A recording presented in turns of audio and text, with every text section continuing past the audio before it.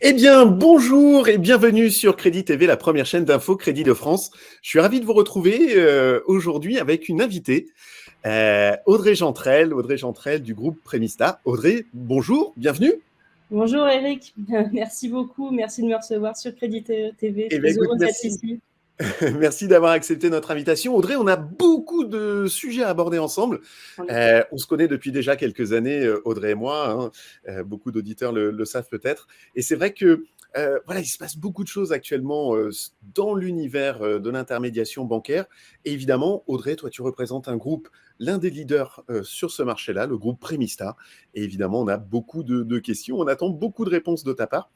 Et avant peut-être de rentrer dans le vif du sujet, Audrey, j'aurais envie qu'on apprenne à un petit peu plus te connaître, peut-être sur ton parcours, peut-être tu as des anecdotes ou une anecdote majeure qui a rythmé ton parcours professionnel. On t'écoute, Audrey. Merci, oui, alors en effet, cette année, ça fait ma 15e année que je suis dans le milieu du regroupement de crédit au sein du groupe Prémista. Alors ma carrière, je l'ai débutée en étant tout au début analyste chez Centrale Finance, qui aujourd'hui Imanci. Et j'ai tout de suite évolué très rapidement sur les réseaux indépendants du groupe, jusqu'à la création de Simplimiob. C'est une marque qui doit peut-être parler à certaines personnes qui nous regardent.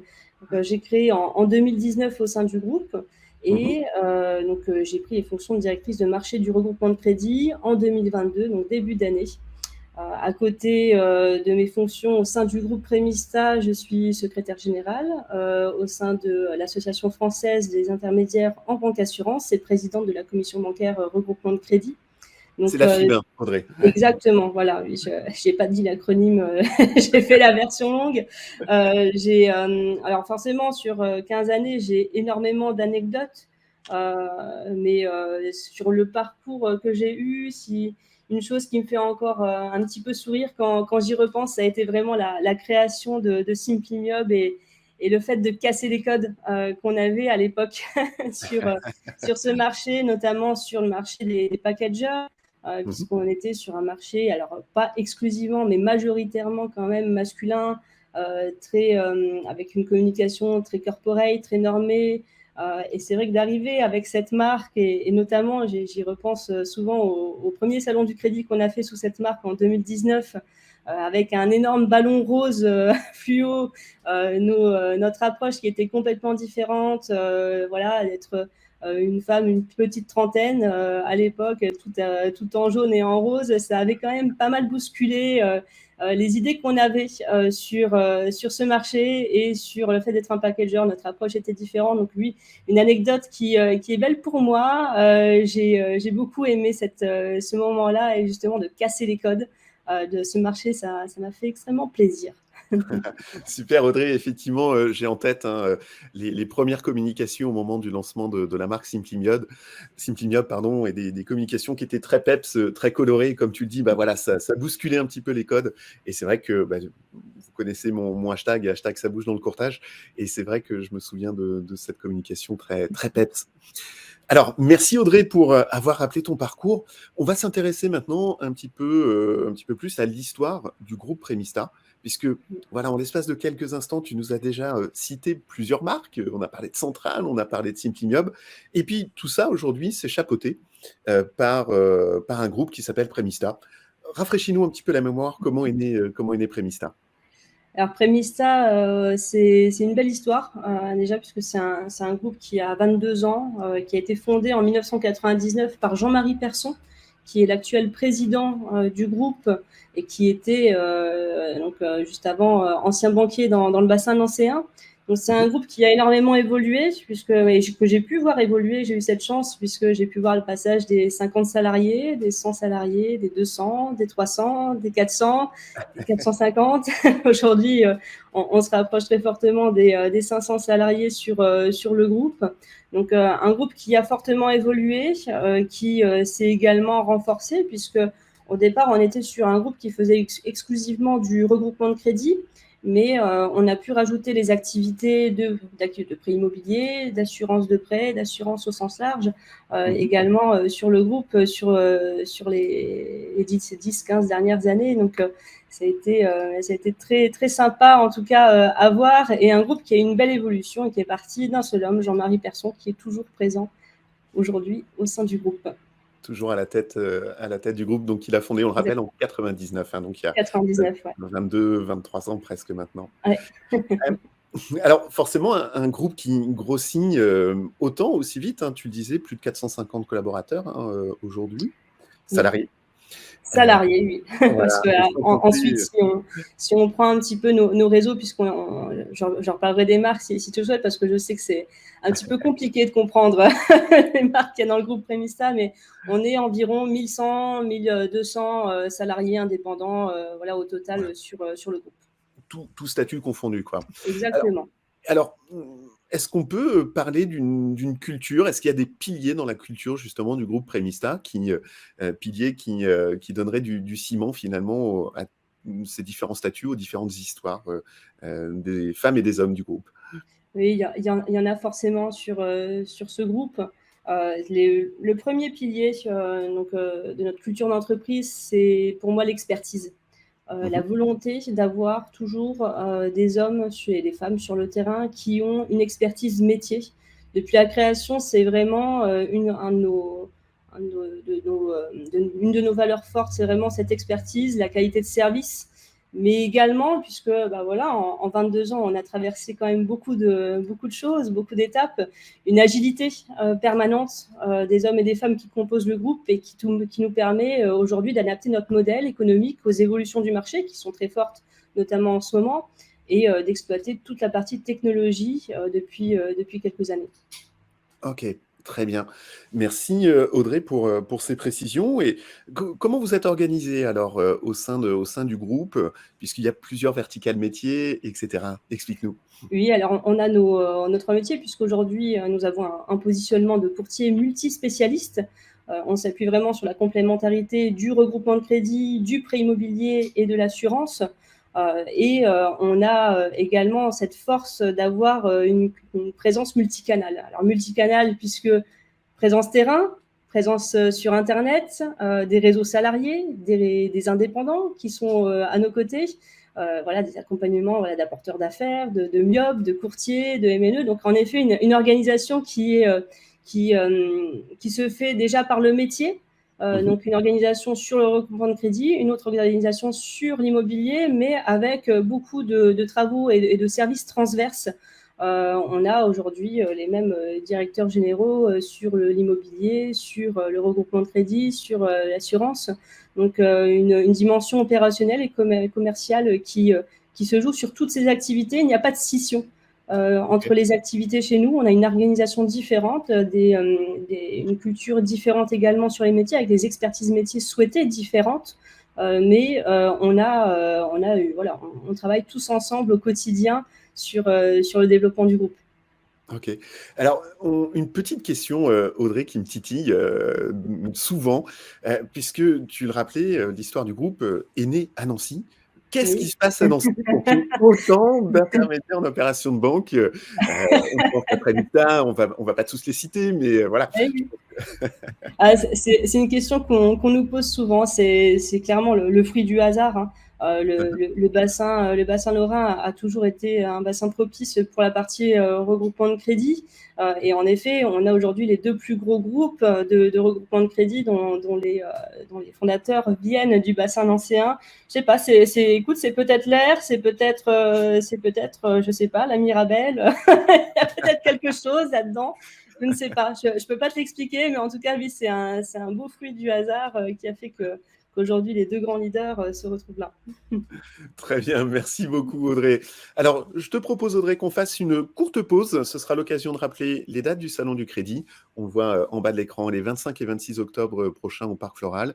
On se retrouve juste après cette courte pause pour poursuivre ensemble notre discussion. À tout de suite. Un nouveau style, un nouveau souffle, le Salon du Crédit s'implante dans un espace magique, plus naturel, plus accessible, plus professionnel. Rendez-vous les 25 et 26 octobre 2022, au cœur du bois de Vincennes dans un écrin de verdure, où l'attitude zen et le business se complètent à la perfection. Rejoignez-nous au Parc Floral de Paris, le tout nouveau terrain d'expression du Salon du Crédit, et laissez votre imagination mettre en scène votre nouvel espace exposant.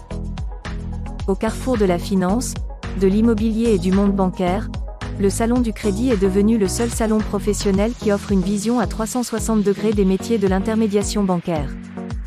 Réservez dès à présent votre stand et participez au Salon du Crédit 2022, 100% dédié aux professionnels du crédit, les 25 et 26 octobre prochains au Parc Floral de Paris.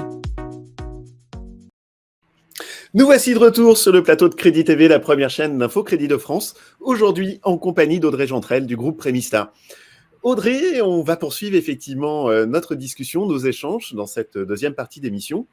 Et je voulais qu'on prenne un petit peu de hauteur sur l'activité, sur notre univers métier, celui d'intermédiation bancaire, pour peut-être que tu nous livres ta vision du marché ou la vision du groupe Prémista autour de tout ce qui se passe actuellement et comment on peut essayer de se projeter dans l'avenir de notre métier.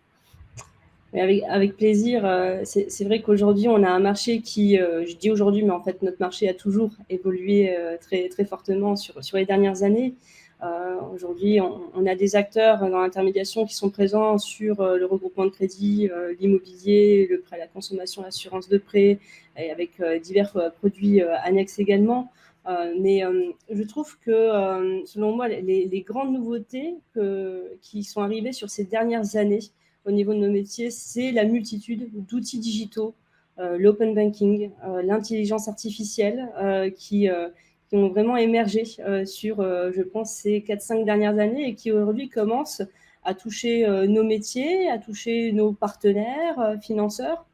Donc, cette puissance digitale, elle est importante et elle doit être mise à disposition de notre activité, mais surtout, elle doit être une valeur ajoutée pour le courtier.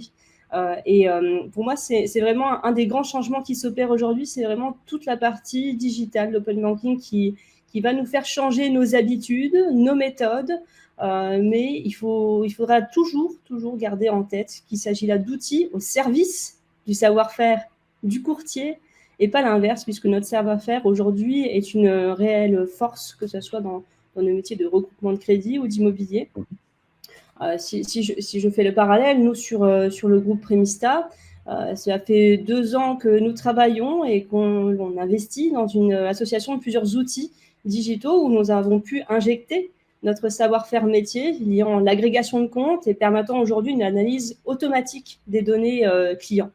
Donc ça, c'est un outil qui est aujourd'hui déployé sur toute notre force commerciale salariée et qui demain pourra être déployé également sur nos IOB partenaires, sur nos différents réseaux, qu'on soit MIOB, courtier ou MNE au sein du groupe.